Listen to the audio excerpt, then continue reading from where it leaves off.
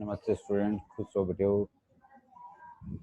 IJBN doctor Narendra Singh Shekhawat, assistant professor, department of Shalya Tantra, faculty of Ayurvedic science, Jyoti Vidyapeeth, women's university Jaipur.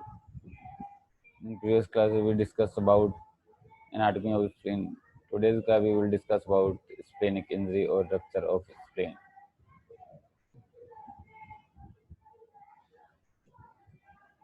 Causes.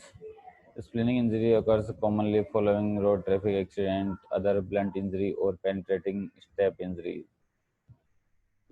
Most often associated with fracture of lobed lower limbs, ribs, pneumothorax, injury of liver, left lobe commonly, occasionally both lobes, bowel, tail of pancreas, left kidney.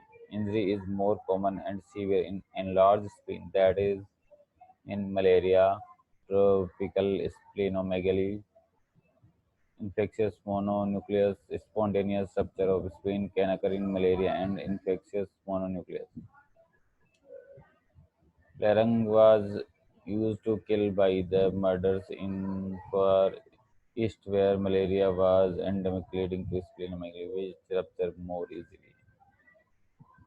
Types of injury. Splenic subscapular hematoma after initial injury patient remains asymptomatic for a short period, but this hematoma ruptures later may be after a few days causing torrential hemorrhage. Thin incise wound over the surface. This can be treated by splenomegaly. Lacerated wound. Splenic hilar injury cause torrential hemorrhage, may even cause death.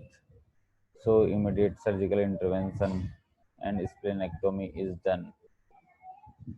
Splenic injury associated with other injuries: left kidney, left colon, small bowel, pancreas, diaphragm, left lung. Presentations. Hilar injury present with rapid development of shock and deteriorates fast. Even death can occur sometimes. Here, emergency surgery and splenectomy is mandatory. In other types, fracture of shock, pallor, tachycardia, restlessness, hypotension, pale, tenderness, and abdominal rigidity in left upper quadrant is seen. Later, there will be abdominal distension due to hemoperitoneum. Dullness in the left flank, which does not shift as the collected blood gets clotted. Dullness shift without shifting, balance sign.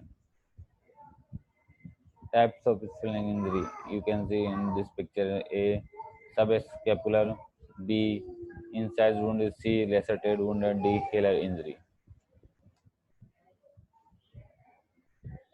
Clot collected under the left side of diaphragm irritates it and the phrenic nerve, causing referred pain in the left shoulder. Care sign. There may be left-sided hemothorax with fracture of ribs. Delayed presentation is also possible due to formation of subscapular hematoma, which later gives away. Initially get temporarily localized by greater momentum, away, later giving way, leading to torrential bleeding. Blood clot temporarily seals up the bleeding, which later gets disclosed, causing severe bleeding. This time period is between called latent period of Band-Aid. Clinical presentation. Keher sign. Clot collected under left diaphragm irritate it and the phrenic nerve C3 C4, causing referred pain in left shoulder 15 minutes after root and after foot elevation. Because the subscapular nerve have the same cervical nerve origin as the phrenic nerve C3 C4.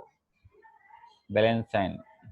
Persistent dullness to percussion in the left flank due to coagulated blood. Shifting dullness to percussion in the right flank due to fluid blood.